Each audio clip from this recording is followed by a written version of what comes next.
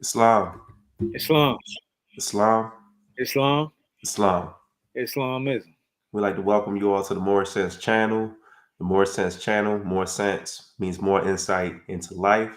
I am one half of the dynamic duo, co-host of the Moorish Sense Channel, Sheikh Brendan Jordan Hill, Sheikh of the Moorish Science Temple of America, Temple number 13, located here in Baltimore, Maryland. That's 1055 North Milton Avenue. And to my right, we It's have brother Valines Bay, Sheikh of the Moorish Science Temple of America, Temple number 13, located at 1055 North Milton Avenue. Islam. Islam. Praise Allah. We'd like to welcome you if this is your first time to the More Sense channel. We will be covering various different topics on the More Sense channel. But before we get into our topic for this evening, we want to start our program off with the Moorish American prayer. Islam, Islam. Islam, Islam. Islam. Islam. Allah, the Father of the universe, Allah, the Father of the universe, the Father of love, Father of love, truth, truth, peace, peace, freedom, freedom, and justice. and justice. Allah is my protector, Allah is my protector, my guide, my guide, and my salvation. and my salvation. By night By night and by day, and by day, through his holy prophet, through his holy prophet, through Ali. through Ali. Amen. Amen. Islamism. Praise Islam. Allah. We want to rise and want to rise and give praises to Allah. Allah is the Father of the universe. He is the Father of love, truth, peace, freedom, and justice. I want to extend honor to our beloved Prophet, Prophet Noble Drew Ali, who was born in the state of North Carolina, January 8th, 1886. I also want to extend honor to the Prophet's forerunner, Brother Marcus Mosiah Aurelius Garvey, also known as John the Baptist in this era of time. I want to also extend honors to our leadership. I want to extend honors to Brother Prophet, also known as Prophet Noble Drew Ali Reincarnated. I want to also extend honors to the Supreme Grand Resurrection, Grand Sheik Timothy Jean Deagle Ill. And I also want to extend honors to our Supreme Grand Sheik and Supreme Grand Sheik is Pray the Ill, our National Grand Sheik is T. Jones Bay, her administration, as well as all the officials at 1055 North Milton Avenue here in Baltimore, Maryland. I want to also extend honors to my wife, Deputy Sheik is Jordan Hill, and my children, Caleb and Amina Jordan Hill. And I also want to just extend honors to our viewers. We want to thank you for supporting the program. We're going to continue to maintain and uphold the integrity of this program by providing you content which is clear, concise, and straight to the point. We pride ourselves on integrity, and we also pride ourselves on actually living the life. Islam, And professionalism. professionalism more than anything. I Right. want to, before we get started, Sheik, I want to give a shout out. I'm wearing this pretty decent, not decent, but it's a really good shirt. It's a brother down in Charlotte, North Carolina. He has a store called Developing Thought on Etsy's, and I looked at some of his items. The shirt actually has Islam on the side. It has the M. It has 7, and then it also has the Prophet's quote. If I can get you thinking, you can save yourself. Oh, okay. Yeah, so his show his private his excuse me his store is called Development Thought. It's on Etsy's, and giving a shout out to him, his family, and he actually gave me another shirt off the strength, after purchasing one. So we have to support each other, in all endeavorment. So shout out to the brother, shout out to Development Thought, and with that being said, we can get into our program for this evening. Yeah, praise Allah. Praise Allah. Islam. Islam. So I want, as always, I want to do a little bit of housekeeping, right? Okay. Yeah. And the reason being is, a lot of times, people will try to attach themselves to a thought, right? Okay. And this is not to take anything away from the brother who came on the show last week, Oh, praise but Allah. he, I know him as Prince, if you will, Ben. Yeah, I can't remember, but Okay. everybody he came on El Messiah. Mhm. I don't know what Moorish Science Temple of America he belongs to. I do know that he um, came from Malachi York. I think he's related to him some way somehow. Okay. But he held up the Resurrection book, um, and he's a reader. But I don't know that anybody is teaching him that particular book. I just wanted to, put that out there. Everybody that has the book does not have a teacher or teaching them. They, potentially read it on their own or whatever the case may be, which is good. I just wanted to put that out there, because I don't want we weren't trying to, Oh, this is good. yeah, we weren't trying to say that Yeah. he doesn't practice a certain thing or whatever, but we just putting it out there. Also, oh, Mhm. go ahead, Steve. No, go ahead. Yeah. So that's point number one. Um, no, and you had something that you was gonna say. Yeah, and then Yeah, go also, ahead. I guess to like the average layperson, the book, and I'm not again knocking the brother, but the book may Mhm. appear to be an official record. But if you ever been here in Baltimore, if you ever been to a store called Everyone's Place, there's a specific style of the resurrection book that they sell at Everyone's Place. Mhm. And those who are in the know, we know that's an unofficial copy of the resurrection book. Right. There are some discrepancies and some issues. I made reference to that last segment. I don't really want to go too deep into that. Yeah, absolutely. It's not what this it's not what this segment is about. But we can definitely, if anybody wants us to clarify or expound the points that we're raising in regards to that specific version of the book and how it looks as opposed to the ones that we actually utilize, we can definitely do that at a later date. Praise the Lord. And apologies for my So right. basically, before we begin, Go ahead. man, Yeah, I had a headache the other day, and it wouldn't quit. So yeah, yeah. Freezing up a little bit more. All right, we're gonna give you some time to buff out, and then we're gonna get into our topic.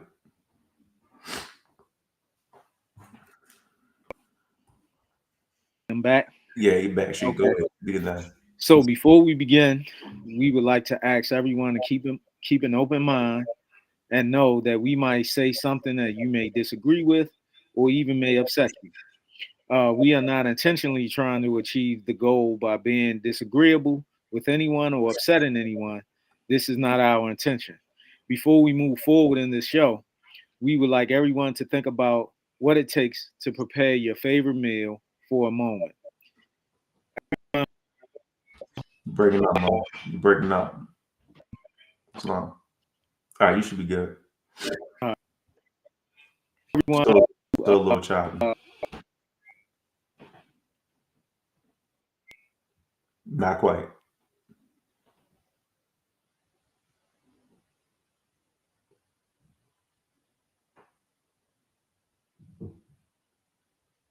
All right. I think you're good now. all right.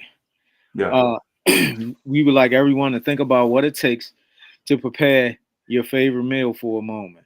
Everyone that will watch the show or is watching, we ask the same energy that you take to prepare your favorite meal. Please use the same energy to discuss and carry out while we carry out this show and any other show as we further will develop.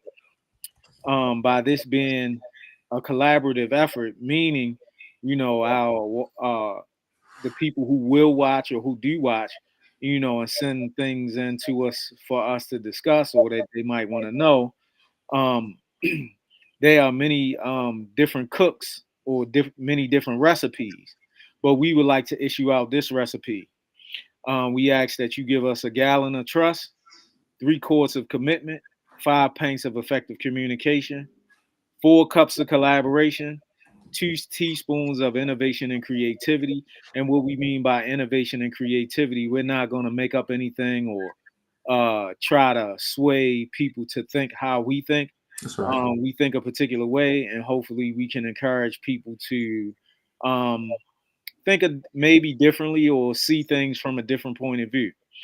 Um, Not that we'll ever make anything up because that's not what we do. 2 teaspoons of conflict resolution. It's not. And why that's so important, we're not trying to be at odds with different people or whatever the case may be. Even though other people may be trying to be at odds with us. Man, they had Um, all themselves, man. yeah, and that's because that's not the type of frequency and energy that we carry. That's right. So we like for you to keep in mind that the words information and communication are often interchangeably, but they signify quite different things. Information is given out, just giving information out with never even investigating it or apply looking at a objective point of view or right. anything like that. But communication is getting through, and that means that we see things from a particular way, but we're not opposed to looking at things that people present or taking an objective view of how we potentially view things. So um I wanted to talk about that a little. That's a little housekeeping. Islamism. What's on? So the topic tonight is foundational critical thinking. Foundational critical thinking 101. That's what we're going to be focusing on this evening. And with that being said, we're going to be looking at critical thinking from the prophet's viewpoint. We know that the Prophet Noble Drew Ali, he gives us 101 questions. It's affectionately known as the 101 questions or the 101s to most Moorish Americans, or the Koran questions for Moorish Americans. But when you look at the term 101, 101 ultimately means the introductory course, or the groundwork or the foundational work of what it is that you're learning. So when you come into the Moorish Science Temple of America, the Moorish Science Temple of America is a school. The Moorish Sense Channel is just a supplementary aid. It's not to take over or to upsert anything that the Prophet Noble Drew Ali has brought us. As a matter of fact, this evening, what we're going to do, we are going to confirm ourselves to the record, and also we're going to be drawing from or pulling from various different texts, both supplemental texts and texts that we use, but in no way, shape, fashion, or form do these supplemental texts take precedent of anything that we've learned or am learning or are learning in the Moorish Science Temple of America. So the first thing I want to focus on, since we're dealing with critical thinking, I want us to be able to define what critical thinking is, right? So, and this source is from Open Oregon Press Books. It's a Tudor handbook, and it's from the chapter known as Modeling Critical Thinking. It says, defining critical thinking. We use the words critical thinking a lot, but what does it actually mean? The National Council for Excellence in Critical Thinking describes critical thinking as an intellectually disciplined process of actively and skillfully using one's observations, communication, and moments of reflection to understand, apply, analyze, evaluate, and synthesize information. So let's break it down. And we're going to hit on these 4 bullet points, and then we're going to move forward. That sounds like science to me, don't it? It's science, Mo, because we know and understand that science is a systematic branch of knowledge that can be tested and proven at any given point in time. So when the source here says, and this is a secondary source, it says intellectually disciplined, it means this: using the critical thinking process is a skill. It takes practice. It takes discipline. You can't be a critical thinker without discipline, right? Right. Actively and skillfully. Critical thinking is an active process that requires intention and effort. It's often not something we automatically do, even once we've developed our skills. Observation, communication, and moments of reflection. The critical thinking process begins with how we take in information. We first reflect on things we observe, the material we read, and the exchanges we have with people. So we're talking about communication. We're talking about building relationships. We're talking about maintaining them. And also, we also are talking about dissolving them, when we realize that they don't mean us any good use anymore. After we have made observations, we can proceed with the critical thinking process. The definition lists the steps that are included in the process. The first is understand, then apply, then evaluate, and then last but not least, synthesize. And I want to read this last part. And this is coming from an educational lens because, for those who have been listening, or if it's the first time tuning in, that's my background. I'm an administrator in education, and I was a teacher in the classroom for approximately 9 years. An important characteristic of critical thinking, as defined here, is that it is universally applicable across disciplines and situations. Mm-hmm. The same process can be applied in a science class, when reading the news, when modifying a recipe, which you talked about earlier, Sheik, in the kitchen. We're talking symbolically and also realistically, or when tutoring a student. It is a skill that we can all use in all areas of our lives, and it occurs a type of introspection called metacognition. And I'm gonna stop right there. And, and a lot of people might say, "Oh, the prophet ain't talk about metacognition." Right. Well, Oh, come on he now. said, "If I can get you to think." So metacognition is thinking. Actually, it is thinking about thinking. That's right. And the prophet wanted us to change our way of thinking, right? Islam. And we know and understand when the prophet Noble Ali came during his time, a lot of the Moorish Americans at that particular time, a lot of them were not um, literate, so to speak, right? Right. Right. And what we mean by literate is they more understood signs and symbols as opposed to words and things of this nature. It took Islam. time um, for the prophet to be able and other teachers to be able to transmit what it is that the prophet was trying to get us to understand. Now, what about literacy, right? Because this ties right into um, what you just read. Literacy is the ability to read and write, competency or knowledge in a specific area. So what we are talking about in this specific area is more science. That's right. um, we have to be literate, and meaning that we have to take our time, we have to analyze, we have to read, we can't jump to conclusions, we have to do a little bit of investigation, and of course, the prophet leaves the 101s for us to be able to do that. And if you look up questionnaire, right, questionnaire, um, it's a questionnaire is a group of questions and answers, and we use it to survey material, right? That's right. Um, and some people, like I said, they may disagree with it, but the prophet puts and tells us that we need to utilize the 101 questions, and we use those in Sunday school. And he said, "Out from your Sunday school comes the guidance of the nation." That's right. So now, um, also, you want to the same level of thinking that we used before we got into the temple. We have to raise our level of thinking once we That's get right. into the temple, and that's what if I can get you to think, you can save yourself means, and then that's what know yourself means, and or goes into and various other things, right? Islam. So now, reading comprehension. Real reading has to do with thinking, learning, and expanding a reader's knowledge and horizon. It has to do with building on past knowledge, mastering mastering new knowledge, or new information, and connecting with minds of those you never met. So it should never be where I have information and I'm trying to get people on aha moments, or you know the various things that people do out there. Um it should never be utilized as such, right? And we talked about discipline, okay? That's And right. now when we talking about discipline, we're talking about there are seven essential practices of self-discipline, right?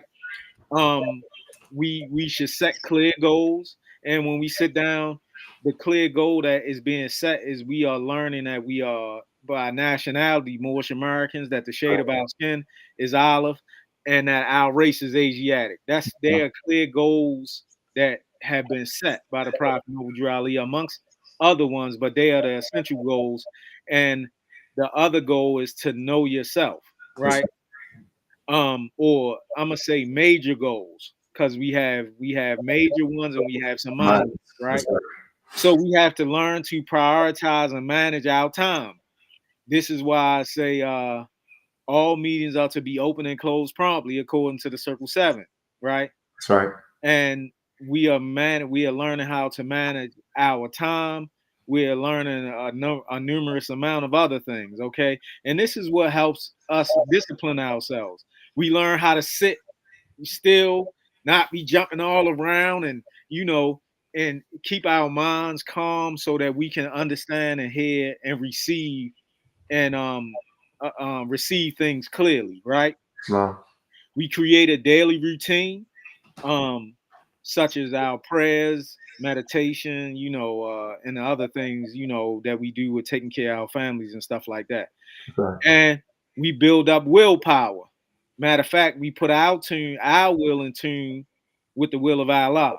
So that's not doing our own will, but building up willpower to put our willpower in tune with Allah, so that we can serve Allah, so that we can serve ourselves to become better individuals, and we can serve the people out there in society who need help, right?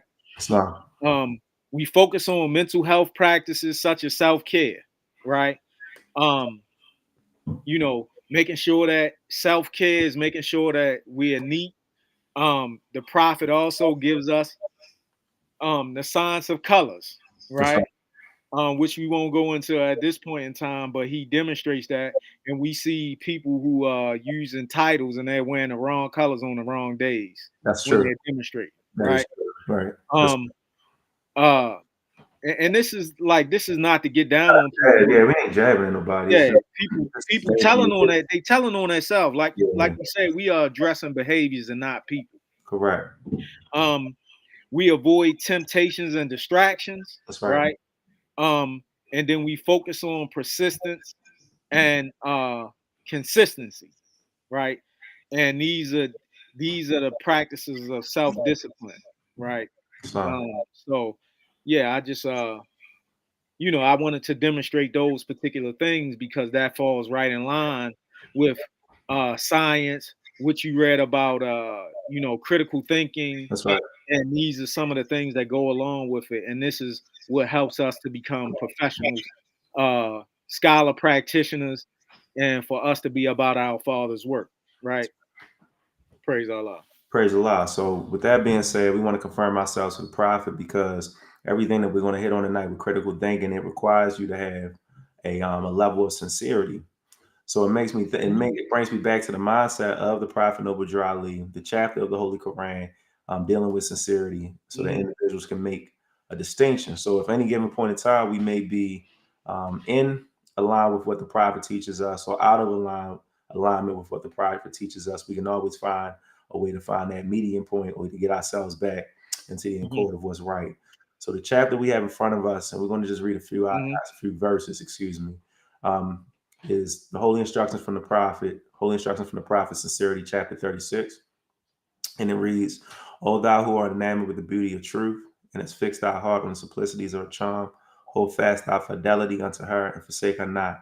The constancy of thy virtue shall crown thee with honor. And pay very close attention. We want everyone to pay very close attention because, again, we're dealing with truth and falsehood. It says, the tongue of the sincere is rooted in the heart. Hypocrisy and deceit have no place in his words. He blusheth at falsehood and is founded, but in speaking the truth he hath a steady eye. He supporteth as a man the dignity of his character. To the arts of hypocrisy he scorneth to stoop. He is consistent with himself, he is never embarrassed. He hath enough courage for the truth, but to lie he is afraid. He is far above the meanness of dissimulation. The words of his mouth are the thoughts of his heart. Yet with prudence and caution he openeth his lips. He studieth what is right, and speaketh with discretion. He adviseth with friendship. He reproveth with freedom. And whatsoever he promiseth, he shall surely be performed. All right. Verse 9. But the heart of a hypocrite is hid in his breast. He maketh his words in the semblance of truth, while his business of life is only to deceive. We're going to go to the second page. And then we're going to move forward with this. Let me let the sheep back in. Sheep good? Yeah. I don't know what happened just now. Yeah, I think it just knocked you out, man. I think we just talked, we kind of Oh, hit some points and stepping on some toes, and hey, oh, it praise Allah. And, is what it is. and what you just read, right? Yeah. Um, that keeps us. Well, go ahead. No, finish reading. I'm gonna finish it off. Yeah, finish it off. All right, so we read about the first individual, because we know and understand when the prophet's making reference, he does use he uses she at times, but these lessons are applicable to both man and woman. He Mhm. laugheth in sorrow. Now we're talking about the person on the low. He laugheth in sorrow, he weepeth in joy, and the words of his mouth have no interpretation. So he's just babbling. He's Mhm. just talking to himself speak. He worketh in the dark as a mole and fancieth he is safe, but he is blundereth into light and is betrayed and exposed with dirt on his head. He passeth his days in perpetual constraint. His tongue and heart are ever at variance. That means he says one thing, or the person says one thing, and they do something totally diametrically opposed to what they say they're going to do or how they say they live. He labored for the character of a righteous man and hugging himself in the thoughts of his cunning. O fool, fool, the pains which thou takest to hide what thou art are more than would make thee what thou seemest. And the children of wisdom shall mock at thy cunning, when in the midst of security thy disguise is stripped off, and the finger of derision shall point thee to scorn. Now, it's one portion I want to read about in regards to thought, Sheik, and then I'll pass it over to you, right? Make this enlarge this a little bit. So when we're dealing with thoughts, right? And this document that I'm reading right here is talking about the power of thought. That's the name of the document. It says this: when you have a thought, a well-made mental formation which goes out of you, so it goes out of you, it becomes an independent entity and continues on its way and does that for which it was made. It continues to act independently of you. This is why you must be on guard. You must guard your thoughts. If you have made such a formation and it has gone out to do its work. And after a time, you will find out that it perhaps is not a very happy thing to have thought like that. This formation was not very beneficial now that it has gone out. It is very difficult for you to get a hold of it again. So we got to guard our thoughts. We got to read thoughts of things, but also thoughts of manifestations. That's right. What you put out, the energy you put out is what you get back. That's just the law of karma. And also that deals with the law of duality, and it also deals with the law of balance. And we also can find in our Holy Koran. Praise Allah. Praise Allah. And what you, especially if you're calling yourself a sheik, a grand sheik, or whatever the case may be, if we do carry those particular titles, we're not impulsive, right? Because by the time you reach sheikism, right, you should not be impulsive. Now, what is impulsive? You do things suddenly without thinking about them carefully first, and basically it's saying you're emotional, unpredictable, quick with it, right? Say anything out your mouth, and get real emotional. We should try to control our emotions to the best of our ability. I mean, we're human. We do fall short sometimes, but if you are calling yourself or you have obtained, right, and you notice I say call and then obtained the title of sheik, you shouldn't be impulsive, right? Because when you're impulsive, it leads to something called abuse of authority. And what abuse of authority is, you do things based on random choice or a personal whim rather than any reason or a particular system, right? And also, you exercise you it's capricious exercise of authority, which is inconsistent with the mission, and this mission that we're talking about of the organization, right?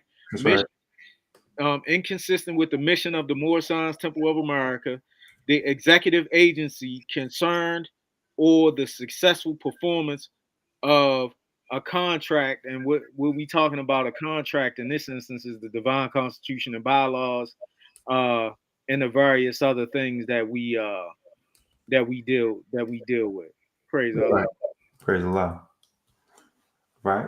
So now we're going to move forward. So, Sheik, which one do you want to hear first? Do you want to hear? Matter of fact, I know what we can do. Let's do this. Oh well. First, before we do that, right? Okay. Every profession has some criteria that you must meet to show your competency and ability to perform at a certain level. Right. So in this instance, this profession, sheiks have a criteria, right? And we don't want anyone to. We just want people to think. If a person, we know and understand that a sheik measures himself by another sheik, okay? Right. In this instance, who we measure ourselves according to is uh, Supreme Grand Sheik Clarence Prather, right? So, That's who we measure ourselves according to. And let the truth be told, there was a council of sheiks and sheikesses that we measure ourselves according to, right? And we were given, if you will, how we should function and how we should operate. And if you are a sheik, especially if you're saying that you're a grand sheik, you should know how many how long it takes to become a sheik or for sheiks to be made. Um, and people, if you have a person that's calling themselves a grand sheik or sheik, you need to ask them how long did it take them to be made. Now, um, also a sheik's job is to bring peace out of confusion. That's right. To teach people how to be pure in heart and what is uh and also a sheik has a specific religion.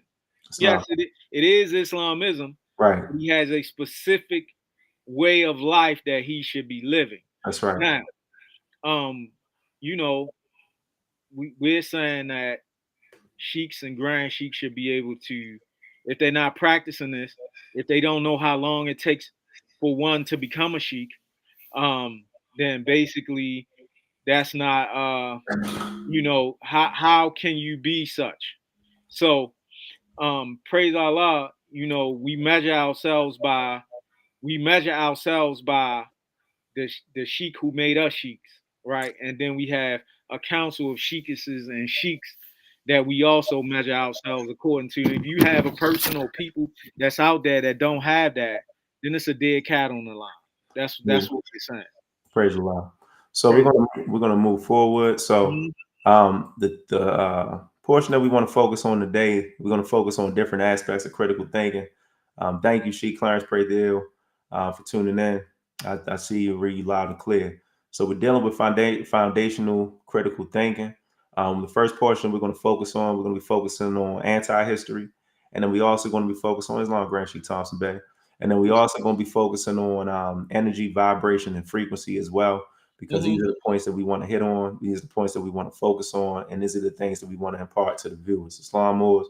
Because let the truth be told, more science is a living, breathing thing, and you'll be able to see that once we finish what we doing. Praise Allah. Praise Allah. All right, so and just to be clear and sharing whenever you want so they can see it. So the document that I'm focusing on right now, supplementary, and I mentioned earlier we have some supplementary text. My apologies for moving the computer. This document right here is called the Historian's Toolbox. Mm-hmm. It's a student's guide to the theory and craft of history. I actually received it in my undergrad year in college. But one part that stuck out to me was the aspect of anti-history, because I've heard this term. Well, we're gonna get to this term in a minute. So anti-history, it says the most notorious example of anti-history is historical denial. Historical denial asserts that a well-known event never really happened or a well-known person never existed.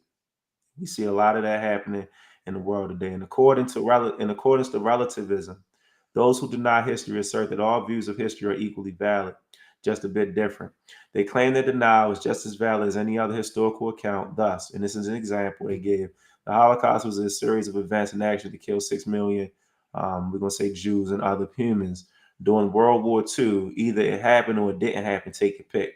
So that's how a person who is a person who's a anti-history theorist looks at things. They look at things as kind of presenting the information, kind of presenting the facts, but not necessarily presenting the whole entire details of what actually happened. They pick and choose, or they cherry pick certain points to hit on to kind of get people to I guess you could say for shock value purposes, for whatever reason, but that's not a true historian. It says people who usually deny that past events happen for present, people usually deny that past events happen for present political reasons. So usually they have some type of ulterior motive or something to gain by Yeah, agenda. trying to discredit everything that they see that may be historical. They ignore the normal rules of science, reason, and logic. They distort or take out of context selected facts that suit their opinion or argument. They ignore all evidence that contradicts their claim. They exaggerate claims based on one piece of evidence and not many. They substitute bias for open-mindedness towards the past. They cite discredited sources that agree with their point of view. Historical denial is not historical revision, a perfectly acceptable way of rethinking the past. Denial is pseudo history.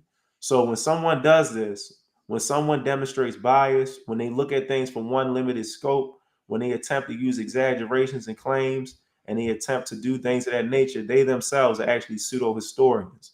They're not demonstrating true history, because true history looks at all things from all points of view without any bias and without prejudice. And bias is going to be there, but at the end of the day, you have to put your biases aside and kind of look at things for what they are and understand that history is going to be told in various different aspects from various different scopes based on the viewer or the maintainer of a specific history. All right. It says, and I underlined this part years ago. It says a single fact neither proves or disproves a historical argument. History is grounded in multiple facts and sources, streams of evidence pointing out to a single conclusion. Denying one fact proves nothing. And I'm gonna leave it at that on that point. But it's another point I wanted to raise. Go ahead. Brother Kareem Bey, it's good to see you here as well. I'm glad to hear all the good work that you Moors are doing down at Temple number 19 in Atlanta, Georgia. Please give the Grand Sheikh, Haru Reniciel, and your administration out Islam. Islam. All right, let's continue. So the second part on this is something I used to get in trouble for when I was in college, and it's called presentism. And it used to burn me up because my professor used to be like, you got to stop thinking in presentism. Bernie, you think you're looking at history from your lens, but you got to kind of put it in the perspective of people living in the past, like living on that time. And I never dawned on me until then. But let's do this. So it says, one historian, David Potter, characterized all historians as either lumpers or splitters, people who put things together or take them apart. More likely, historians begin with some simple assumptions that tend to lump things together. They encounter the incredible complexity and diversity of the past, then try to find their way through to a new way. They lump things together that provides a better explanation, than has been provided to date. Put in another way, historians encounter data, frame a hypothesis, and modify that hypothesis. If they encounter new data that requires such modification, in any case, historians develop useful skills of investigation and expression. This is presentism. Living in the present rather than the past also raises the question of bias. We just talked about that. How can the historian overcome present opinions and personal predilections to write a responsibly objective account of the past?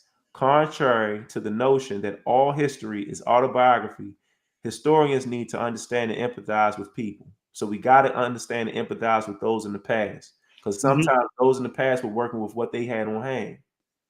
And sometimes individuals didn't know.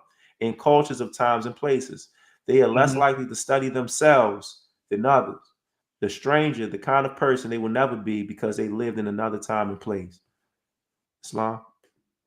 So I'm gonna stop right there. All right. And I think the Sheik's I think you're buffering out, Sheik. So we're gonna give you a few minutes to buffer out, and then I'll pass it over to you. Islam.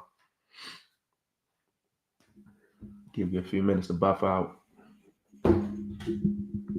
I'm back. Yes, sir. You're back. All right. Praise Allah. Praise Allah. And reading that, right? This should make all of us become better at what it is that we read and things of this nature. It's just some people read, they surface readers and they read quickly, they don't slow down, and it's a number of other things, and this leads to a bunch of misunderstandings, right?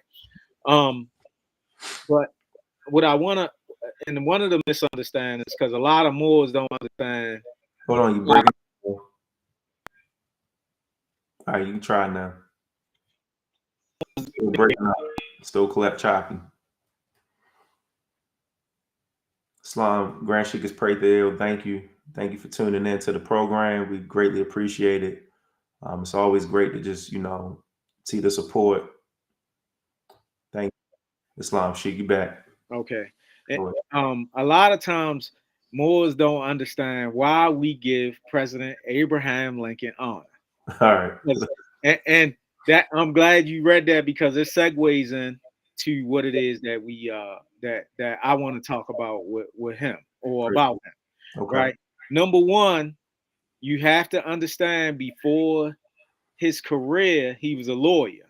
right?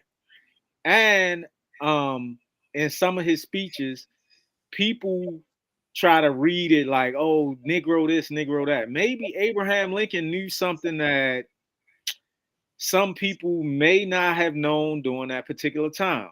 And why I bring that point up, we like to talk about Black Bill. Um, and Black Bill, and forgive me for using this word, but Black Bill, and the word I'm talking about is black, was an individual who Abraham Lincoln defended in a court hearing, right? Now, I have this document. This whole document is actually talking about Black Bill. Um, let me see. This came from an article from September 1992, and it's article number 23, and it was talking about it was given some history on Abraham Lincoln, but he was defending Black Bill in an open court. So there was a prosecutor, right? And the prosecutor, and let's just read right here, right? And I'm gonna start from a paragraph that leads into this particular paragraph. Okay. Um, it says William Dungy faced losing not only his reputation but his marriage, property, and right to remain in Illinois. Section 10 of the 1853 law stated that every person who shall have 1/4 Negro blood shall be deemed mulatto. William Dungy retained Abraham Lincoln to quash, meaning get rid of, That's right. the possibility that he might be judged a Negro and therefore suffer the severe penalties under the 1853 Act. Lincoln filed his declaration charging Joseph Spencer with slander on April 17th, 1855, and sought $1,000, which was a lot of money in 1855, That's right. and damages. A game of legal chess occurred during the first hearing in May. Spencer's attorney, Clinton H. Moore, and Lawrence Weldon filed a demurrer to Lincoln's declaration, and this is where it's leading into this page. Declaration asserting that his charges were insufficient in law. Judge David Davis agreed that 2 of Lincoln's 3 charges were faulty. The case was continued, and Lincoln allowed to amend the declaration. At the next term of court, October 1855, the case was argued before a jury. According to Lawrence Weldon, Lincoln's talents as a trial lawyer were evident in his argument for Dungy.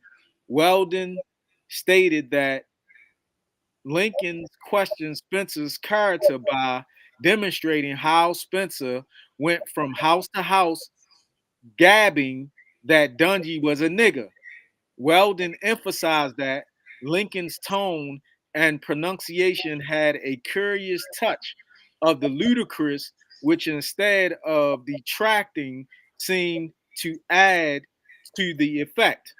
Lincoln further undermined Spencer by using humor to persuade the jury that was reasonable doubt regarding Dungy's race. Weldon recalled Lincoln's statement, and this is Lincoln talking, and this is Weldon in parentheses talking about quoting Lincoln. My client is not a Negro, though it is a crime to be a Negro, no crime to be born with a black skin. But my client is not a Negro. His skin may not be as white as ours, but I say he is not a Negro, though he may be a Moor. And they try to spell the word Moor, Which they do. O-R-E. That's right? That's what they do. And it says, Mr. Lincoln interrupted Judge Davis, scarcely able to retain a smile. You mean a Moor, M-O-O-R? Not Moore, M-O-O-R-E. Well, Your Honor, Moore, not C.H. Moore, replied Mr. Lincoln with a sweep of his long arm toward the table where Moore and I sat talking. And More was he was the defense attorney Right. against he was because Lincoln was the prosecuting attorney in this particular case. C.H. Moore. That's right. Right. Mr. Lincoln with a sweep of his long arm toward the table where Moore and I sat. I say my client may be a Moor, but he is not a Negro. That's right. So maybe Abraham Lincoln knew that to call yourself by names that alluded to slavery, this was when he was a lawyer. He wasn't even the president yet. That's right. Maybe he knew that it was not appropriate to call yourself a Negro. Maybe he knew that, right?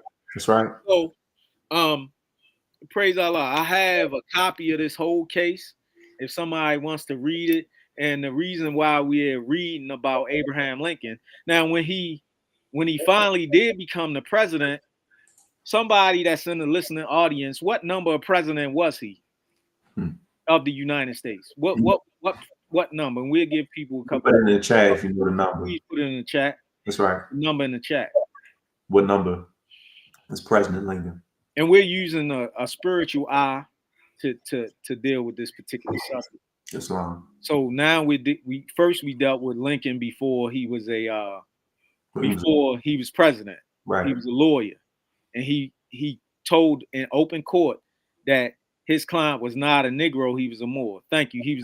Thank you, Grand Sheik Straight there. He was the 16th president of the United States. Caleb Jornell, you were very close, brother Caleb. That's my son tuning in. Close, very close. Very close. Caleb Jornell. The 16th president. The 16th president of the United States. Now, the 16th president of the United States, 1 and 6 is what? 7. Okay. Now, during this time, when he finally did become president after many failures, he somehow became the 16th president of the United States. 1 and 6 is 7. Mm-hmm. And somehow during this particular time, he fought against slavery. And then the Confederate States succeeded from the Union during this man's presidency, right? Now, there's a picture that I would like for you to pull up. Not that one. Not yet. We ain't going to go into that. This one? So which one? Oh, yeah. Okay. I see it. Yep. Got it right here. So people may have actually seen this one before. But yeah, they may have. Definitely, let's go to this one. Yep. Here it is. All right, there we go. It's not up. It's pulling up now. Okay, now anybody that's in the our watching audience, who is this a picture of?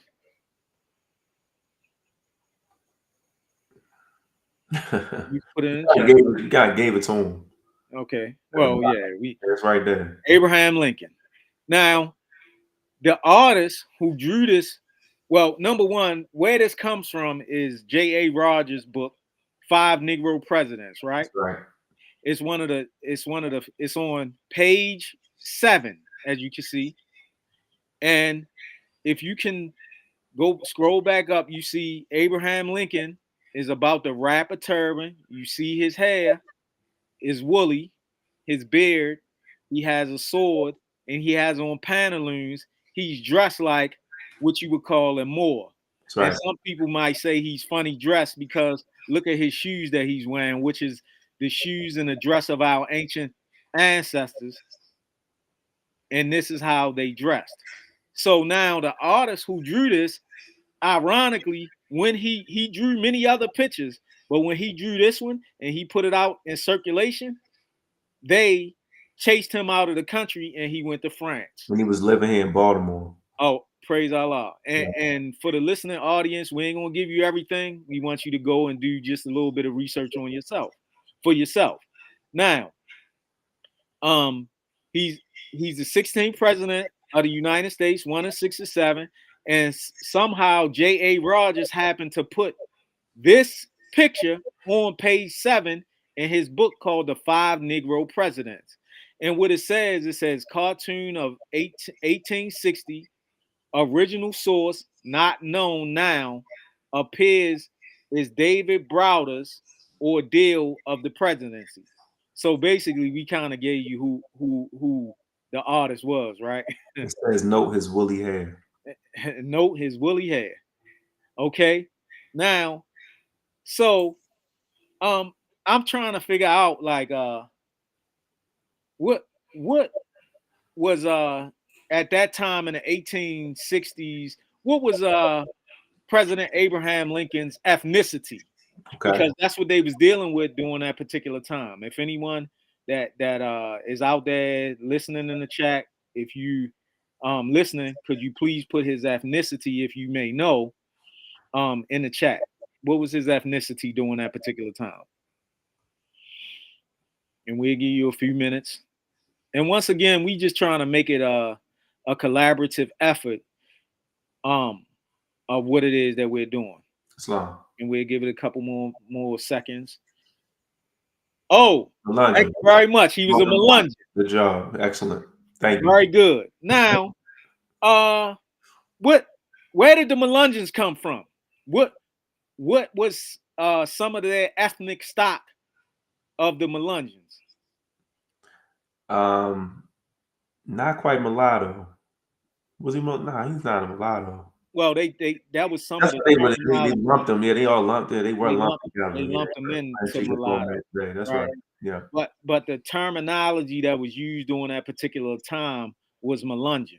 Right. So what ethnic stock did the Melungeons come from? Because there were some other names such as Weezort, Redbone, and this is why the Moorish Sense Temple of America fights against calling ourselves black and our people being called names, right. European, American, African, Turks, specifically Moors. Okay. Right. So they try to say Europeans and things of this nature, but when you do a little bit of history on the Melungeons, you'll find out. So I'm inclined to believe that Abraham Lincoln knew exactly who he was. And I think that other people knew who he was, because the next picture that we're going to pull up, it comes from a novel. Mm-hmm. And look what they call Abraham Lincoln.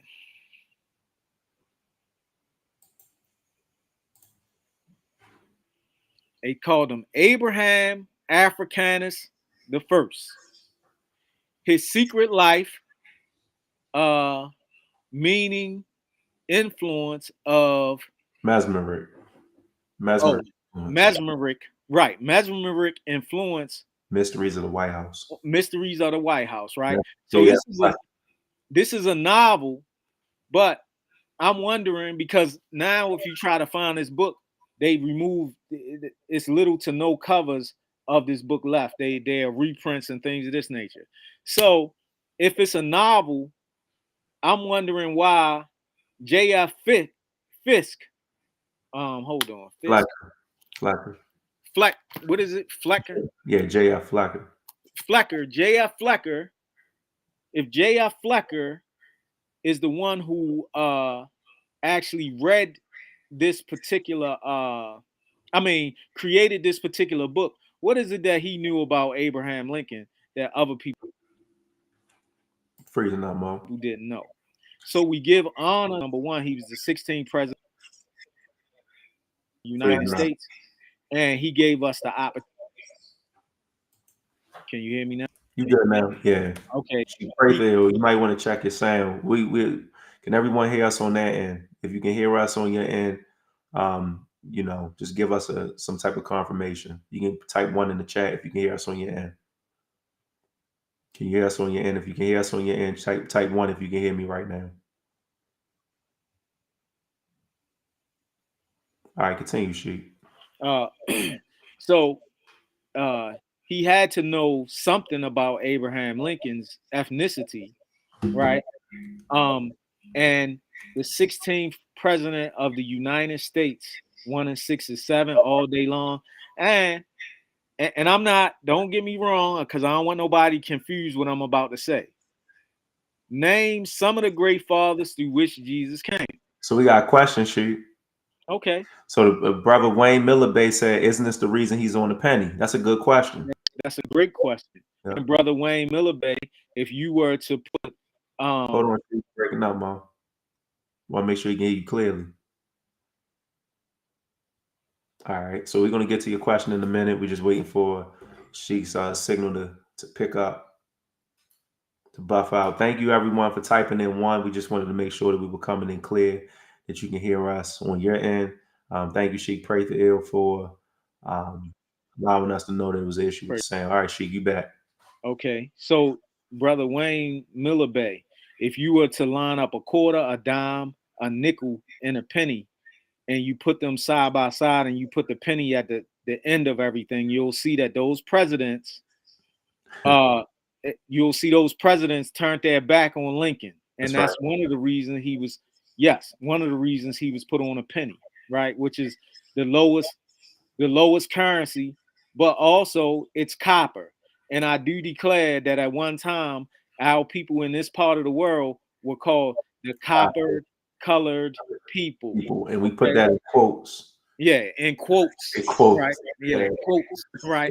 Yeah. And some of the great fathers through which Jesus came, as it was stated, Abraham.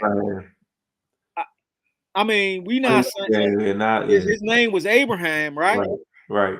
So, I mean, all the evidence is there if you have a spiritual eye, and we're not trying to force Abraham Lincoln on nobody or whatever the case may be, but we see it. Okay, if you can't see it, I've shared some of the evidence with you, and praise Allah. Maybe Allah will reveal to you or whatever the case may be, and that's that puts the nail in that particular coffin. So we're going to move. Oh, go ahead, Sheik. My bad. And in the Divine Constitution and Bylaws, when we look at 1779 to 1865, and you look at those events that occurred during that particular time, you'll see that Abraham Lincoln is very much a part of those occurring events. That's right. So, praise Allah. He gave us the opportunity to be free.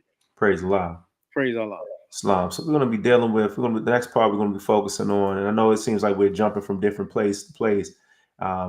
Lat J. Bay stated, Islam signs and symbols is what we should look at. That's absolutely right. We should definitely look at signs and symbols. Signs and symbols will speak to us, and it speaks through us as well. We're going to be focusing on energy and frequency next. Oh, yeah. You got it. Where we're going to go with it, right? So the document that we're about to pull out right now, and the reason why we're focusing on energy and frequency is because it actually it plays a part of every part of who we are. The Prophet Noble Drew Ali, he teaches us on both sides of the Koran that we have a duty and a mission and a job to do. But the first portion that we come in, when we come into the Moorish Science Temple of America, is to know thyself and thy Father God Allah. And then the Prophet Noble Drew Ali teaches us that the reason why we should know ourselves and our Father God Allah, that we may learn to love instead of hate. So learning is a lifetime job. It's a lifetime process. But how on earth can you possibly learn to do one thing and not to do another thing if you have no idea whatsoever, if you're not in tune with yourself? Islam. That's right. And that's not browbeating. This is something that I have to learn. I've learned and I'm still learning. Yeah, we all are. That's right. So it's a lifetime job. So the first document that I want to pull up real briefly, it's called Self-Healing Help with Reiki. For those who may not know, I'm a level 1 Reiki practitioner. And this document actually comes from one of the books that I've utilized. This is the book right here. It's going to show it because we do share sources. It's called Self-Healing with Reiki. And the author of it is Penelope Quest. It goes in conjunction with the Reiki manual. But this part stuck out to me because we're dealing with energy. And then we also going to be focusing on polarity real briefly as well. So it states this. It says, and this is dealing with your higher self. So we're dealing with self-healing, right? It says, it is always in direct connection with your higher self, your soul or spirit, in ways which your conscious mind is not. And your higher self, through your medium of your body, uses the solid physical aspects of yourself to give you messages. So your soul and your spirit, because again, remember, the soul is a seeker after truth according to our lessons. The soul is often seeking after truth, often trying to distinguish truth from error, etc. The soul is what we use to measure truth from falsehood. But it also says this. It says, Your higher self has total unconditional love for your whole self and for your physical self. So when we're talking about the whole self, we're talking about spirit, which we are. Spirit man, as the Prophet Noble Drew Ali gives us in chapter 1, and always wants what's best for you. If you are in some way off track or doing things, even thinking, so we talked about thought earlier, how the That's right. fact of the matter is if we put out or project a specific thought, once we put out there, whether it be positive or whether it be negative, that thought has a job to do and it's going to do its job. And That's right. you can't get that thought back. Now once So it's put out now there. once it's put out there, it's going to come back to you, but that's why we want to put out good thoughts, positive, harmonious thoughts.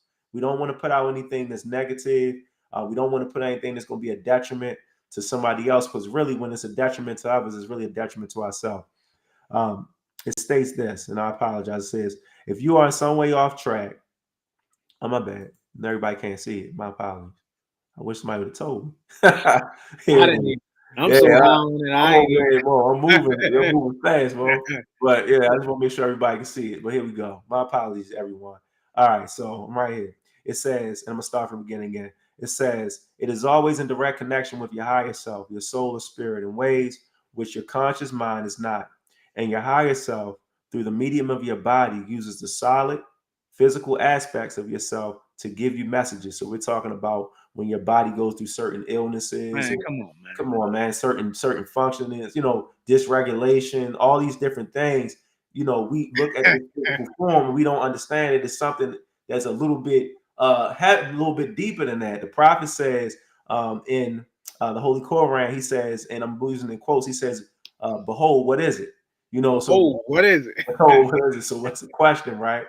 It says, your higher self has total unconditional love for your whole self and for your physical self, and always wants what is best for you.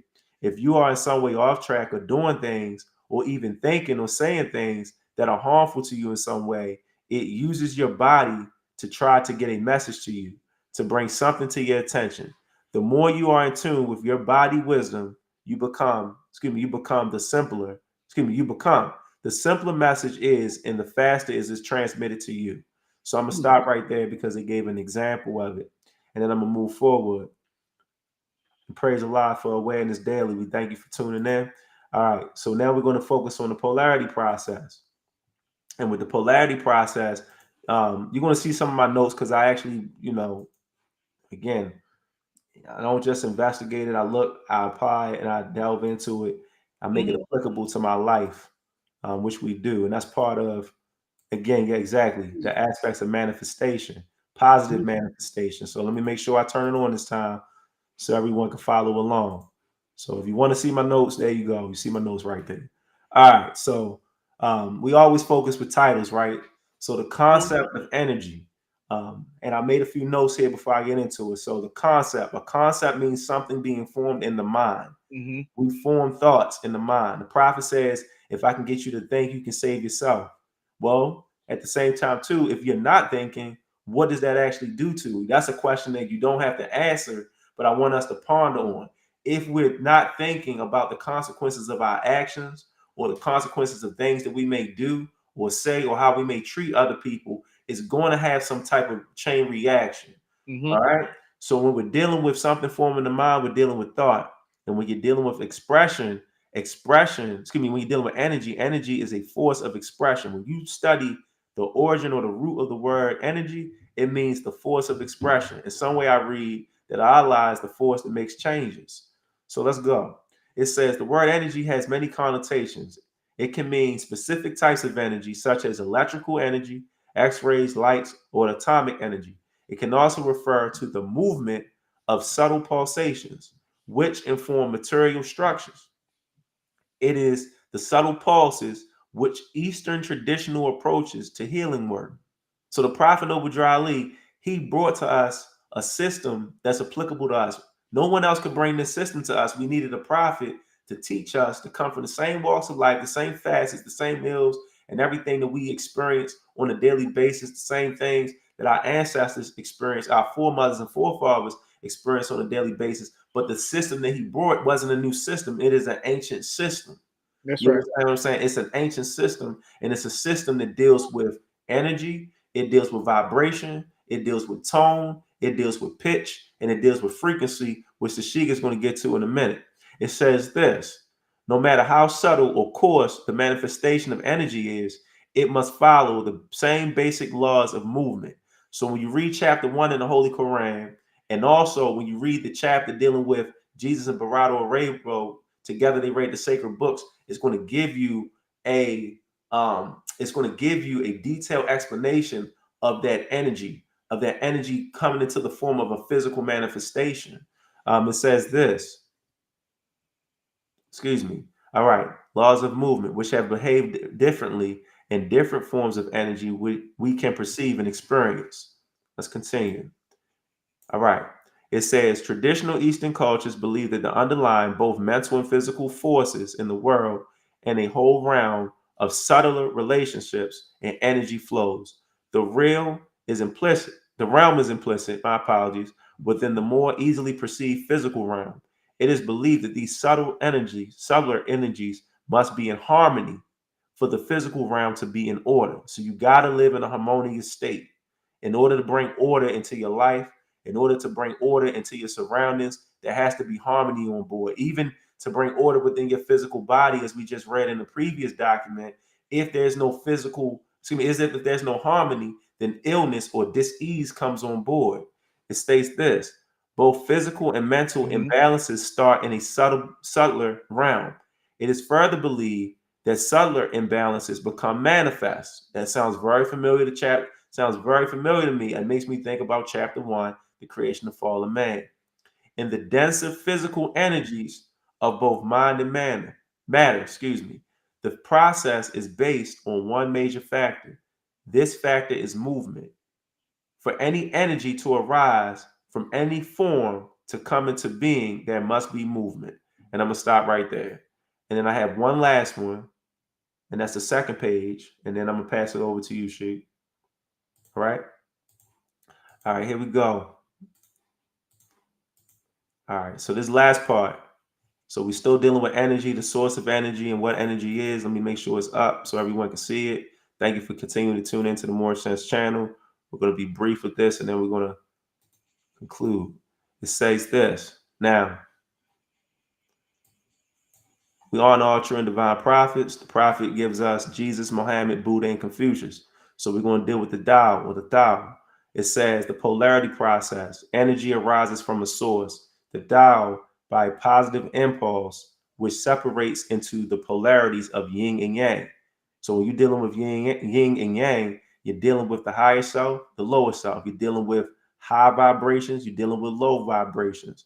You're dealing with positive and negative. You're dealing with the duality, as we call it, through a sense of step downwards where energies become gradually denser. So the ascension and the descension and more physical, all of creation is formed. It is much like a transformer stepping down intense forms of energies into a less intense, slower vibrations. The energy of life or vital force is called the chi or the ka. It is this chi which moves in the yin and the yang to yield all creation, or as the Chinese say, the 10,000 things. And then in the bottom, you have the Vedic system or tradition, but we're not going to get into that for the sake of time. Praise Allah. Praise Allah. And you know, like I work in human services, right? Islam. And we have something called planned ignorance. And planned ignorance is for children and or adults, right? That's right. Who have attention seeking behaviors. That's right. And they want you to pay attention to them. And in order to decrease that negative behavior, what we do is called plan to ignore them, right? That's right. And not ignore them in a sense where we don't address those behaviors, but in the sense where when they're seeking out a response, and it's a negative response, we plan to ignore giving them a negative response. Because if you pull up this the cone of frequency, Okay. And Sheikh Pray there, we do intend on inviting teacher Manji Bey on the program. We will have him on the program. You want the cone sheet? Yes. All right. So we will be inviting him on the program. We already have that, in mind. Praise Allah. Right. Now, you see that there's a scale of energy, and it tells you in reference to the hurts of, you'll see shame, guilt, apathy. They're on the lower frequencies, and you see enlightenment, peace, joy, love, reason. Um, when you that's on the higher frequencies of the scale. That's right. But then, anger, you see that their desire, fear, and things of this nature. So if we are on if we're on a frequency of 700, right, or working towards that somewhere around 540, 500, why would we stoop down? And this is for any of us. Why would we go down to the frequency of 20 to deal with people who are uh, attention seeking, right? Um, we're not gonna, we shouldn't do that, because basically, um, this is, will lower our frequency, energy, and our vibration, Well, and basically, what are some things that we can do to actually raise our frequency and raise the vibration to the audience? What are some things that we uh, can do we can we to can maintain it? we can pray, we can meditate, we can I mean, I'm not. This is not a hard process, Hmm. but it's a process. You can stop eating meat, and basically, one of the things that you can do is have like a meatless Monday to Right. wean yourself off, right? Certain Um, music, certain music and tones too. oh yeah, oh man, certain rap music, certain TV shows that we watch, we shouldn't be watching them. Mhm. Um, when we touch people, we should immediately, wash our hands and things of this nature. um and with if I'm not mistaken, cold water. Cold water, yes. You can Yeah. take a cold shower or Hmm. periodically, and we're not veering off, but we're just giving tips. Hmm. Periodically, and I learned this from Sheikh Timothy Roscoe Johnson Bay a few years ago, and I utilize it. Taking a cold shower, it actually opens that up. It opens your frequency up. Hmm. Um, it actually opens your pores up as well. It's good for Hmm. you overall. Um, Again, certain musics carry a certain harmony and a vibration to it, That's right. and when you look at frequency, the frequency of the music, and I'm not veering, the frequency of a lot of the music that's put out today, yeah, it awakens your cells. Thank you, Lad J. Bay. Latte J. Bay, my apologies. That's absolutely right. It awakens your cells. It replenishes it. And when you look at a lot of the music that is being played today is played at a higher frequency, and it does something to the mental state of the Hmm. individual listening to it. Hmm. It literally, and it actually changes, um, it changes the vibrational pattern of the individual of themselves. That's right. You So, can you can juice, and I learned this from Bree the Juice Lady, right? right, My fiance. right.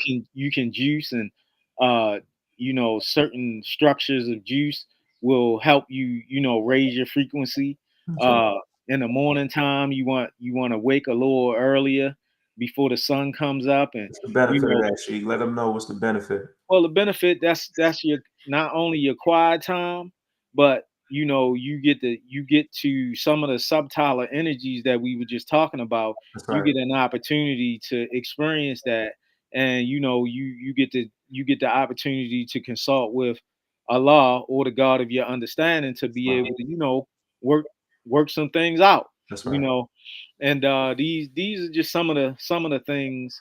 And of course, it was these things are introduced to us by the Prophet Noble Drew Ali via his teachings, That's right? what I meant. And we're not saying that other people didn't find out about it in other ways, but he he talks about these things, and he teaches us these particular things, and we just found it important to share. Praise Allah. Islam is, You want to go to the last source? yeah, we're gonna go to the last Well, second to last, because I'm gonna end off with the private, but okay. I'm gonna put up the second to last source right now. Praise Allah. Praise Allah. Here we go. Yep, that's right. Downloads. That's what it's called. You get downloads at that time. That's absolutely right. Those are the hours between 2 to like 4:30. Two, That's the best two, time. and yeah, About 2:30. About 2:30. 4 o'clock, 4:30. You get downloads. All right, Sheikah, you go. yeah. And this is when you see people acting in a certain way, now you're able to identify, or you see basically when they are operating from a lower frequency. And at any given time in one's life, some people can be high in one frequency in a particular area in their life, and in another area they can be at a very low frequency. So this is just to help um, people identify, when they see a certain behavior, what frequency a person is on. And then basically what you do is, if they're on a lower frequency, basically we just have to plan to ignore them until they are able to raise up to the higher frequency. Islam. Islamism. So, praise Allah, Islam. Praise Allah. And then man, I forgot my train of thought. That was so good. I forgot my train of thought on that because to be honest, that's really the goal and the key right there. Hmm. But leading off with this, I wanted to lead off with the Prophet Noble Drew Ali's words. Hmm. And we're going to go to the prophet is spoken. We find it in the Humanity Pamphlet. And again, this is the way we measure ourselves by the prophet Noble Drew Ali's words. And we know that a sheik or sheikas is measured by their works, words, and deeds. The prophet Noble Drew Ali teaches us that's how we not only demonstrate the proof of our messiahship, not just by seeking it, by speaking it, but actually, making it a real part, making it a part of every part of our lives through real life application of how we treat others. So the Prophet Noble Drew Ali states this, and the Prophet is spoken. This is Friday, November 9th, 1928. It says, all governors, grand sheiks, and heads of temples that guide any body of Moors or any temple of the Moorish Science Temple of America, he or she must be of moral standard and a heart of love, and their works must be of love, truth, peace, freedom, and justice. They are to imitate the prophet in speech and teaching in any said temple. They must not be under any influence of intoxicating liquors or any other harmful motive that will terminate to become a detriment to the organization. It must not be known that any leader is staying away from home or neglecting his duty at home or must allow the public to know of his wrongdoing. So let me clear that up. That doesn't mean that you go in the crack and you do wrong. Right. Because if you're doing wrong, knock it off, cut it out, do your best to live the life, make a gradual attempt or make a conscious attempt to do what's right in the sight of Allah and those who are entrusting their lives in you or in the prophet and Allah for you to teach and lead them to Allah. Islam Islamism. says this: they must forever live the life of love at home, and it must be known by all the members. They must not speak rash words or use any profane language in the mildest form before any other individuals. Because a leader without influence of good works cannot be a leader. And to be a real Moorish leader, you must study the Koran and the divine constitution, the bylaws, as that is handed down unto you by me, the prophet. So we have to study the Holy Koran of the Moorish Science Temple of America, and we also have to study the divine constitution and bylaws of the Moorish Science Temple of America to qualify ourselves. The prophet didn't say anything about studying other people. He didn't say to look at somebody else's higher self and lower self. He said to study the lessons, because by studying his lessons, by studying his works and his words and making it a part of every part of you, then you'll be able to measure yourself to see where you need to improve on. It says this: because a leader without influence of good works cannot be a leader, and to be a good leader, be a real Moorish leader, you must study the Koran and the divine constitution that is handed down unto you by me, the prophet. All right, we're going to continue. No finance businesses to be open with any group of members or any temple by the governor or grand sheiks or whosoever in charge without consultation of me, the prophet. So the prophet Noble Drew Ali, we know and understand, is not with us, but the question I asked before a few shows and episodes ago is, how would you consult the prophet? That's a question I want us to ponder on. It says, all uplifting funds are to be issued only through me, the prophet, because that way that money is to finance the Moorish movement. The head of any temple can maintain an emergency fund which cannot exceed the amount of 25 to 50 cents a week per member. Sheik, you want to clear that part up because I know you're good at it. Yeah, and that was during that particular time, and we know things of inflation and things of this nature that we are not going to pay 25 cents and things of this nature. We have to do, what is required of us at this particular period point in time. So, and that's based off of the leadership of whatever temple you attend. Um, Mm. and we know that what was put down in our administration of what um what our free will and other donations are to help keep the temple moving. So praise Allah, because some Moors think that they still can pay 25 cents and things of this nature for At the time donation. of inflation we living in right now. Yeah, that's, I But mean, praise Allah, to each his own, yes. All public collection and dues also to the supporting of each said temple and its domestic works. No finance books is to be in any temple except by the prophet.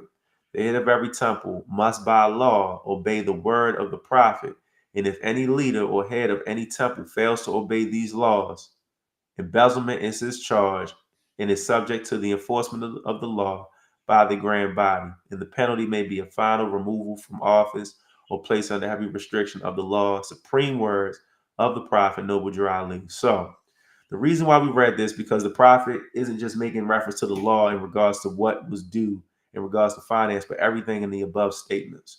And even if you read the prophet's laws also, the prophet also says that we don't practice segregation in any way, shape, form, and fashion. Hmm. And we know and understand that, throughout the Moorish movement, you have individuals who run off their own juice for whatever reason, or they think that they're above the law.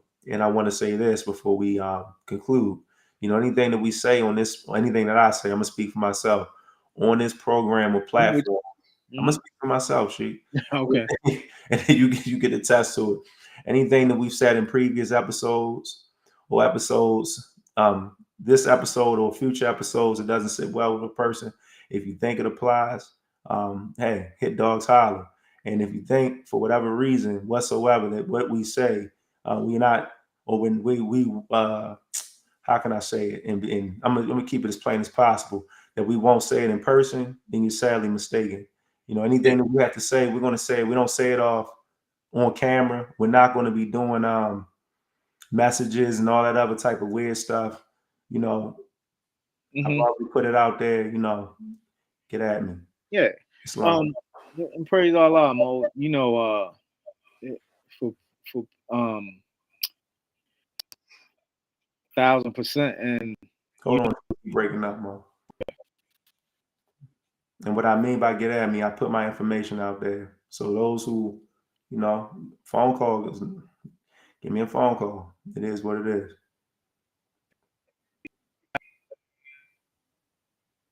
Hold on, Sheik.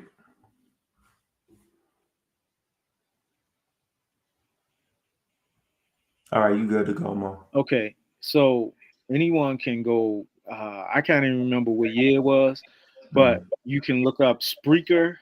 And what Spreaker is, it's a podcasting, or more before they had advanced and Like getting, this, like this program right yeah, here. like this program Mm. Spreaker.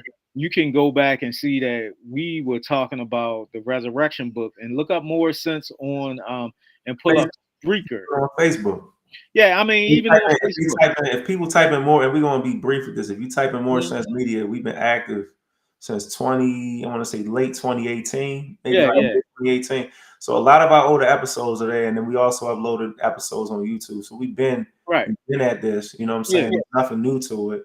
We're right, not going to change what we teach on. right, That's pretty absolutely. much in a nutshell. Yeah, so that's pretty, like you said, that's pretty much in a nutshell.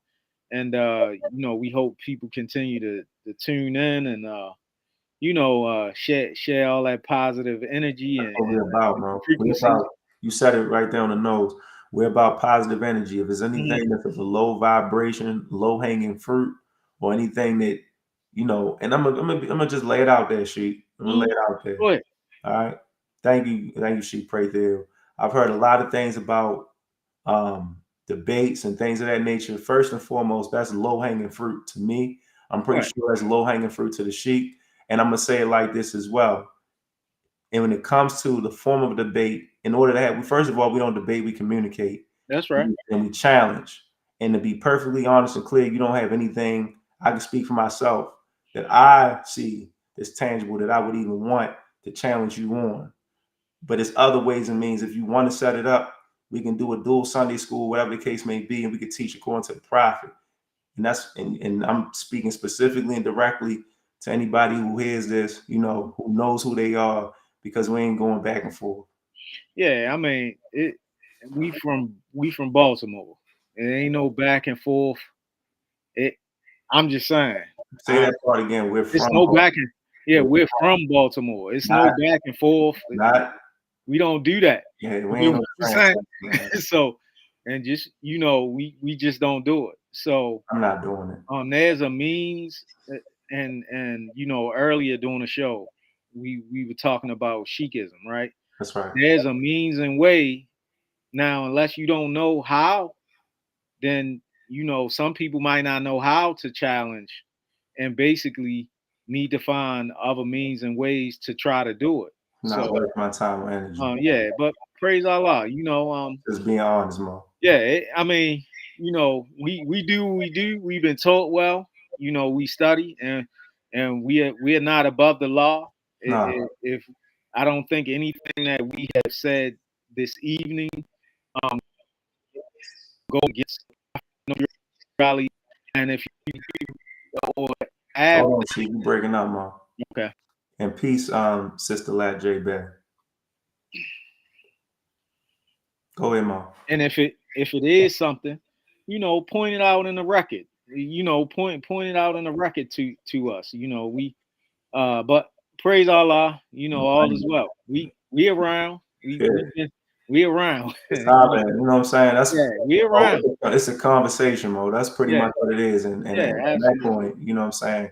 If it ain't that, yo, you can miss me with all that. And that's how we're solution oriented Moorish Americans. That's right. If you don't have a solution, keep it moving. That's what I'm saying. Yeah, that's it.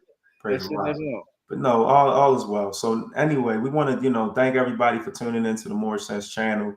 We know that part was a little intense, but I had to get that off my chest. Yeah, praise Allah. But this show is positive. It's a solution-oriented channel. We want to end off by giving you the hours and times to our temple. The hours and times are 1055 North Milton Avenue. That's temple number 13, located here in Baltimore, Maryland. Our hours of operation, our hours of service, Fridays from 8 to 10, Sundays from 12 to 2. Come out to Sunday school. We are a family-oriented temple. I'm the Sunday school instructor. Sheikh Valance Bey is the assistant grand sheikh at the temple. Please, by all means, come on out. You are amongst family. Also, we have our sister temple over at 2900 Pressman Street. I believe it's 2023 North Avenue. It's being held at the Noble Drew Ali Center. And that's with Grand Sheikh Eric Thompson Bey. He was tuned in earlier. That's my brother right there. Come on out. Same times, 8 to 10 on Fridays, 12 to 2 on Sundays. Praise Allah. We also have Supreme Grand Sheikh Daryl Johnson Bey. I had his address. I know it's open in Park Heights, and I'll put that address on the chat later on. But that's Supreme Grand Sheikh Daryl Johnson Bey. Yeah, address. That's right. We also have Supreme Grand Sheikh Lomax Bey, which is he's located on Bel Air Road. I don't know if the Grand Sheikh is Lomax Bey is still on, but if you are, you can put the temple's address information in the chat as well. We also have temple number 39, which is Bethlehem, and that's in Raleigh, North Carolina. That's with Grand Sheikh is Mayadil. That's right. And then you also have temple number 27. That's in Atlanta, Georgia, with Grand Sheikh Charles Brownhill. You have temple 11-1. That's with Grand Sheikh Victor Lewis Hill, and assistant Grand Sheikh is Lewis Hill. You also have the two temples in New York. You have one, and she helped me out with it again. What's the one in Troy, New York, I believe that's Grand Sheikh Emmanuel Dr. Ill, and one in Albany, which is Grand Sheikh Garrison Bey. Praise And Allah. the address to the temple on Bel Air Road is 3222 Bel Air Road. And that's what Grand Sheik John Lomax Bay. Islam. That's right. Islam. Grand Sheik John Lomax Bay. My apologies. Praise Allah. Islam. Islam. Also, the two temples in Richmond, one the Moorish Science Temple of America, That's right. and then the other is the Moorish Holy Temple of Science. That's Temple number 6 in Richmond, Virginia. Mm-hmm. And the Moorish Holy Temple of Science. And the other is under Teacher Munjan Bay. That's right. Praise Allah. Islam. Praise Allah. And I think that's about it. Praise Allah. We want to thank everybody for tuning in, and we're going to end off with the Moorish American prayer. Islam. Islam. Islam. Islam. Islam. Islam. Allah, the Father of the universe. Allah, the Father of the universe. The Father of love. The Father of love. Truth. Truth. Peace. Peace. Freedom. Freedom. And justice. And justice. Allah is my protector. Allah is my protector. My guide. My guide. And my salvation. And my salvation. By night. By night. And by day. And by day. Through his holy prophet. Through his holy prophet. Drew Ali. Drew Ali. Amen. Amen. Islamism. Islamism. Praise Allah, and we'll see you later.